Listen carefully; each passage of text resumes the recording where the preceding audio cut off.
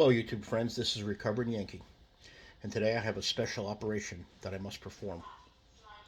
But first, let me tell you what the operation is and let me explain it. Give you some background story. Before 2011, I had a group of friends that the friends and I were spiritual together. We used to have prayer meetings, Bible studies, Torah discussions, and we discuss it. We would discuss Adonai Yahuwah and everything that you would have. Yahuwah, Yahuwah. Anyway, there was a big discussion about idols, and in our group, no one had really any experience with idols. No one really understood what they were, and so I wanted to show the group what real idolatry is. Well, an opportunity came along, and I went to Thailand with some Thai friends. While we were there, I got a chance to experience idolatry with all the idols and the kneeling and the bowing and the reverence bows to the various idols. I watched it and I participated in it just so I could learn. I did not have any emotional connection to those idols. I just did it so I could learn. But and I was hoping to teach the people in America what real idolatry is. Okay, so uh, in order to take part in the ceremony, you had to prostrate yourself in front of the idol. You had to get on your knees and on your face on the ground, and you had to put your hands up in the prayer position. Okay, so I did it just to experience it as an educational thing, not as a worship thing.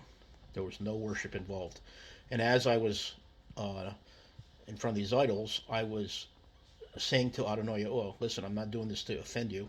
I'm not doing this to be idolatrous. I'm just doing this for the sake of education." And anyway, so I came home. As I was getting ready to go home, some of the people were giving me idols. They're idols they had. Physical idols they would hold in their hand and pray to and worship. Physical idols that they would put in their house up on high places near their refrigerator or in a safe keeping wall box.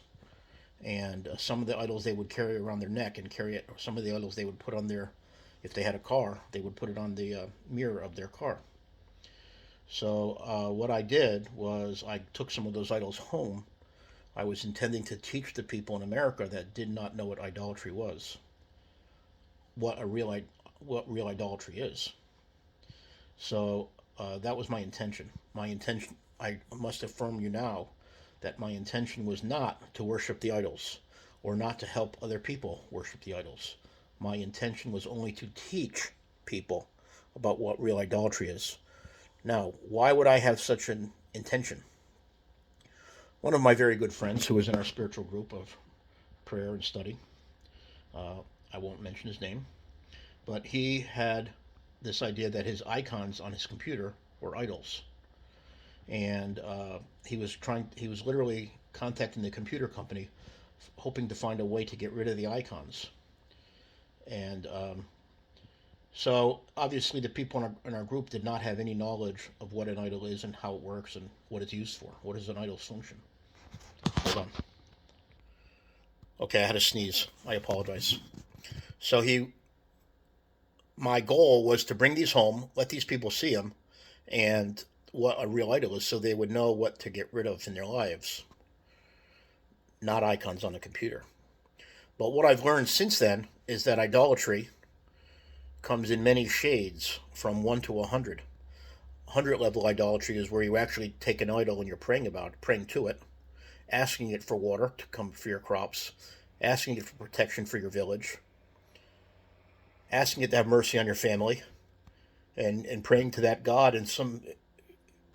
Hang on a sneeze. Anyway, so that would be level 100 idolatry. But there's subtle forms of idolatry in the Western nations. Some idolatry in the Western nations would be equivalent, but at a lower level of idolatry, such as worshiping your favorite athlete or worshiping your favorite movie star or actress. Yeah, there's a couple idols in the scriptures that are mentioned. One is a breast idol. It's under the term devils in the King James. Another one is a hairy goat idol. Those are two that are mentioned by name. Then we also know that in Israel they had the golden calf idol. Okay, so uh, lower level forms of idolatry include having your favorite car and worshiping it, having your favorite, like you love Bruce Lee or something like that. You don't actually pray to Bruce Lee, or you don't actually pray to your Dodge Challenger Hellcat, but you are all the time around it. You're always cleaning it and polishing it, and you worry about it when you're going from your house. You're worried about it in a parking lot getting stolen. You have, if there was a fire in your house, you would save the Challenger, or you'd save the Bruce Lee memorabilia. You wouldn't save your wife and kids, or your husband and your kids. Those are lower level idols, but they're still idols. And the scriptures tell us to get rid of all of our idols. So I leave it up to you to decide what an idol is in your life. But we're getting close to the Messianic age. Now's the time to get rid of your idols. So I prepared this little study based on the word idol and images and stuff in the scriptures.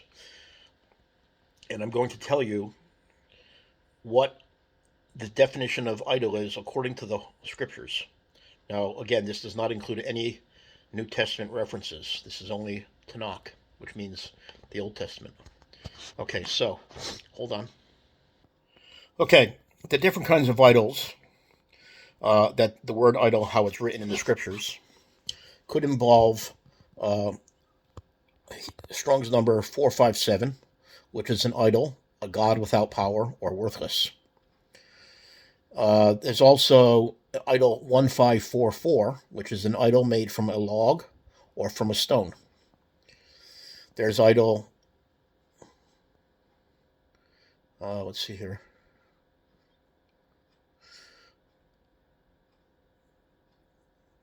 Let's see here. Okay, an idol that you grab hold of tightly is idol 2388. Okay, that's when I give you the numbers, that's the Strong's Concordance number. Okay. There's an idol called 2553, and it is the sun idol, an object of worship which represents the sun god. When they would grind idols into powder because they were getting rid of them, that is number 2912. That's not really important to this discussion. Okay, if you remember when you were a kid, you had these molds that you would pour hot wax into, and sometimes it would come out in the shape of a frog, or a butterfly, or whatever you had in your house. Well, those are idols. The word molten comes up as to pour molten metal into a cast. The idea was that they would take liquid metal, which was heated up in an oven, and they would pour it into a shape of something that was one of their gods. Okay, let me adjust the screen here. That is idol 3332. Okay. Now, idolatress, Strong's number is 3649. It's the idolater's priest. In other words, the priest of the idolatrous person. Another form of idol is also dealing with molten metal that's poured into a cast, is idol 4541, which is molten metal that is poured into a cast in order to form an image. Again, they would make the shape of their god, pour the metal in, and it would make the metal into that shape. Okay. Okay, idol 4656 is an idol that causes horror. Idol 4676 is a pillar that stands tall and firm. Idol 4906 is imagery, the casting of an image. Under the term molten, 5262 is an offering that consists of poured liquid. Idol 5566 is an image. Okay, to serve. In other words, people serve idols. 5647, to serve, to provide a service, to work in a profession, to do. An idol that was shaped like the calf, like the golden calf, 5695. It's a bullock, which I believe is a baby bull. They run around and play in their pen. Uh, there's an idol that is associated with 6089. It is associated with pain from grief or from heavy toil. It's an idol that is associated with grief or toil.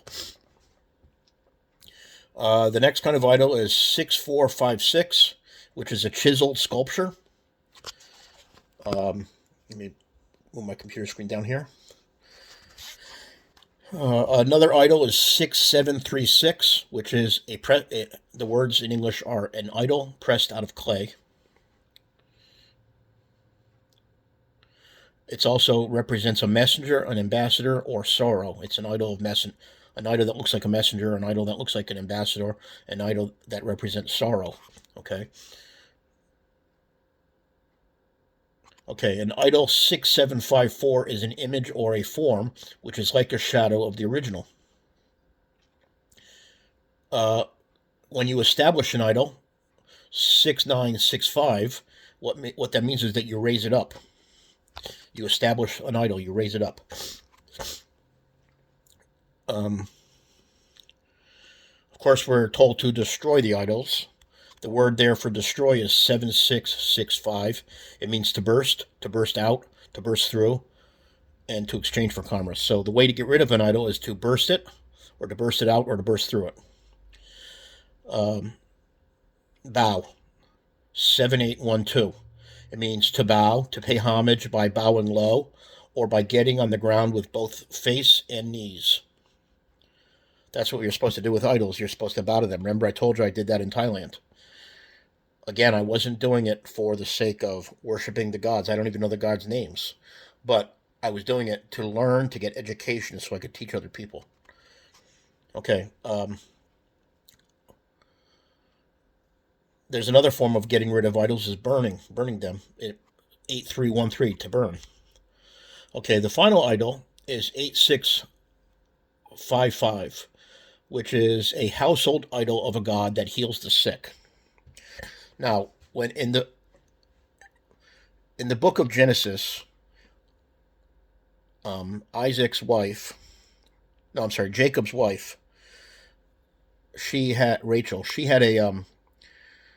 She took her father's household idols before she left the house, and as a result, when the father found out that, I guess the father must have thought that Jacob took the idols, but Rachel put him in her saddle under her seat, and the father started a war party to try to go after Jacob to get those idols back. And when they finally found Jacob's party, they made everyone get off their horse and they checked out their bag to see if they had stolen the household idols. Obviously, Rachel said she was having her monthly menstrual cycle, so she couldn't get off the saddle, and as a result, Laban never found his idols. So there's an example of idolatry. Now, it doesn't say in the scriptures whether Rachel started a new religion when she went to Israel of worshiping idols. It doesn't say anything after that. We can assume that she A, started a new religion, or B, perhaps she just destroyed the idols when she got to Israel. I don't know. It's not written in the scriptures, so there's no answer. Okay, so now let me show you some of the idols that I got from Thailand. Again, I got them for education purposes. I did not get them for worshiping. Worship at level 100 means you are calling out to whatever god that is, or whatever god it represents. It's an image of a god. Okay? So you call out to that god, God A, God B, God C, it doesn't matter the name, but you call out in that god's name. You say, like, oh, God A, please make sure we have plentiful crops this year. Please protect our crops from drought this year, and please make sure we have plenty of rain.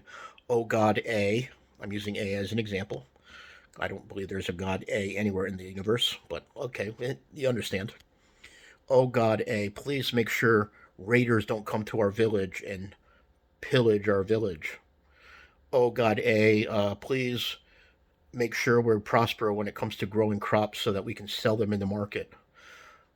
Oh God, please don't let the sun go out. We want to have light for our crops to grow, etc. Okay, and also they would not only do that about crops and about growth and about protection, but during their daily walk, they'd be praying to that God. Oh God, today I have to deal with some coworkers that are really, really rotten, and they might fire me. Oh God, I have to go to Thanksgiving with my mom, and I can't stand her. Please protect me from her words, etc. Uh, oh God, kids are bullying me in school. Would you please help me? Okay, so anyway, oh God, please heal my father who's sick. Okay, now, so let me show you some idols. First one, I don't. This one you hang on your dashboard on your mirror, and it represents the Buddhist path to heaven. The colors are orange, white, and yellow. Okay, I don't have to know much about this idol. I'm not going to worship it. But anyway, you hang it on your mirror like this. It's for your car. You hang this part over the top of your rear view mirror that's in the center of the dash above the dashboard, and you as you look at it, it reminds you of your trip, your voyage to heaven, maybe your travels to heaven. This is a an elephant idol. Again, I don't know the name of the god that is represented here. I don't actually care about whatever god they have represented. There is only one. So whatever god they represent, it is a fake god. Okay? You don't have to worry about this idol having power over you. You don't have to worry about this idol controlling your life. It doesn't speak. It's dumb. It doesn't walk around. Anyway, it's an elephant. Okay?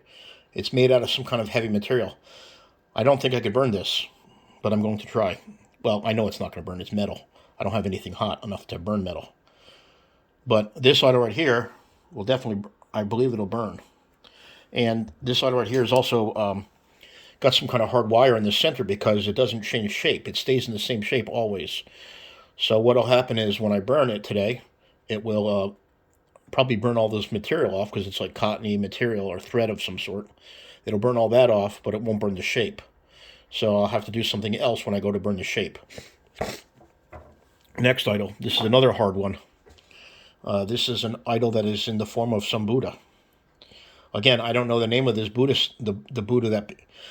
In Buddhism, each person could become a Buddha if they meditate properly and they self-actualize, in what we say in English.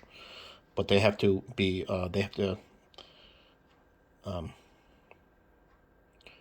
through meditation, they can become self-actualized and they could become a Buddha themselves. In other words, they can move up to the ethereal plane. You can see it's got a face. It's got some kind of clothing on. And it's kneeling, and there's a name right there. Right where my pinky finger is, there's a name of this god. I can't read it because it's not Thai. I'm not. That could be Chinese or Japanese too. I don't know. See the name?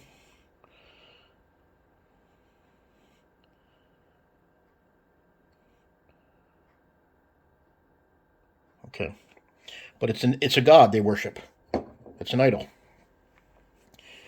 Now this one right here comes in a little plastic package. The plastic will burn. I can't read Thai. If I could, that probably is the name of one of their gods. And maybe it tells you where you're supposed to worship and how you're supposed to worship. So you take it out of the container. It's a plastic container. And obviously it's very well protected in this container. This container it's a very durable plastic material to protect the idol. Okay? Take it out. It's got styrofoam to protect it from getting scratched. And this is the idol right here. On one side is a Buddha that you adore or revere. And on the other side is the god. I don't even know what god that is. Doesn't matter. I didn't get this because I was worshiping one of these gods. I got this because I wanted to teach people in America what idolatry is. Adonai Yahuwah is against idolatry in every form, whether it's a low-level form or a higher-level form. He does not want us having idolatry. Here's another idol, again, protected in its plastic case. And this one smells like soap. Yeah, some kind of soap. And you can see there's an idol there. Someone might be holding this in their hand and then praying to that God, whatever that God's name is. Maybe this says what his name is. It's hard to read it.